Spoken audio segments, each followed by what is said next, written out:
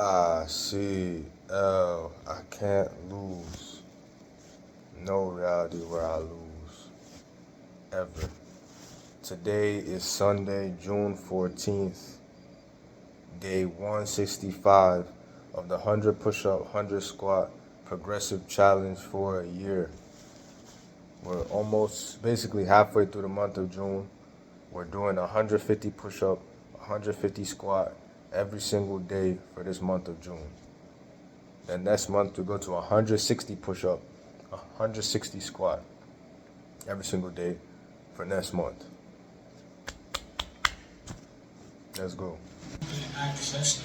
You see, the people who run the system understand that if they can confuse you sexually, then they can control you because they understand universal law. And universal law states that if you can confuse an animal sexually, then you don't have to confuse them about anything else because that's maximum confusion. The blackface tactic started in the early 1800s. Yeah, how much you gonna pay me, I'll pay you all your work. No, ma'am, I gotta have some money. And it's still being used to this day because fame isn't about talent anymore.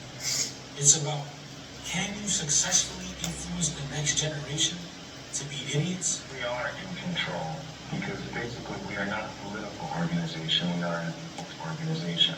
We're working behind the scenes to manipulate the way that people think. The war that we are waging is a guerrilla war on the human mind.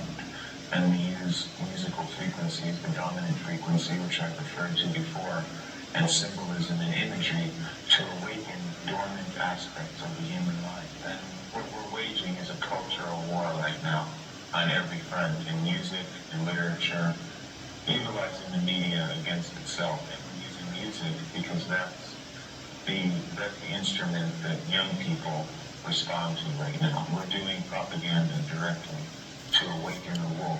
Is to solve the problem. Number one, stop doom scrolling. Stop scrolling, period. Because all they're doing,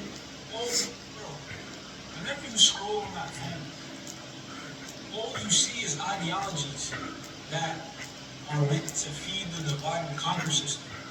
So it's just amplifying whatever you know what I'm saying, that poison in you. It's amplifying that poison in you. Y'all all have a poison in y'all. Y'all need to stay, black people need to stay away from each other unless there's going to be some sort of productivity.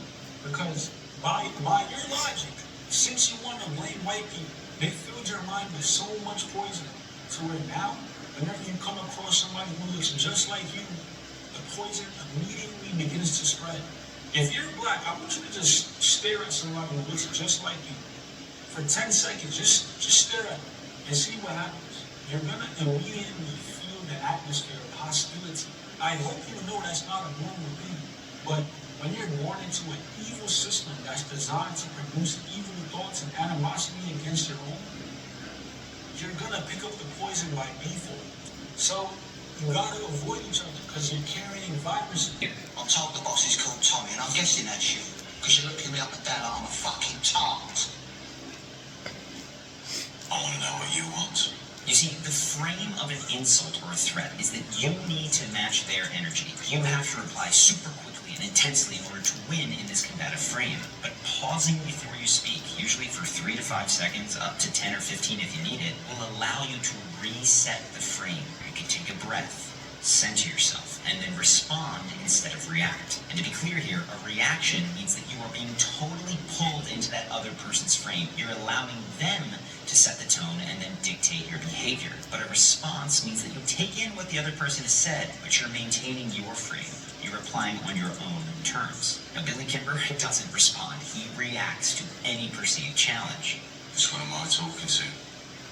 Which one of you is the boss? I'm Mr. Kimber's advisor and accountant. And I'm the fucking boss, okay? I am Billy Kimber. I run the races. And here he is demonstrating what might be termed the Joffrey rule, which is that if you have to insist on your status in any situation, you don't have status. I am the king. Any man who must say, I am the king, is no true king. This highlights a key difference between Tommy and Kimber and the types that we encounter like that in the world. Kimber fights and ardation. They do not realize that external validation can only get you so far, because the truth is, you cannot outsource self-respect. It's in the definition. Only you can build it. So once you have a clear idea of who you want to be, just take one small, concrete step towards that thing. So if you want to be more productive, focus on spending less time scrolling social media. If you want to be more disciplined, choose a small task and do it every day for 1 month. Just start small and then follow through. Because whenever you deliver on a promise that you make to yourself, you strengthen that self-respect. And when you start respecting yourself, people notice. They see that you're not relying on them for validation, that you're not shaken by being undermined or insulted, and that you're not terrified of rejection. And through that, they will see that you're not trying to get respect, and that actually makes them much more likely to respect you. So, if you're interested in the fastest way that I know to make this stuff effortless, you might be interested in my course, Charisma University. You get full details at the link here. But basically, if you like the YouTube channel and charisma, confidence, ability, respect is a priority for you, I highly encourage you to click the link, check it out, learn more, and maybe join. Either way, I hope you've enjoyed this video, and I look forward to seeing you in the next one.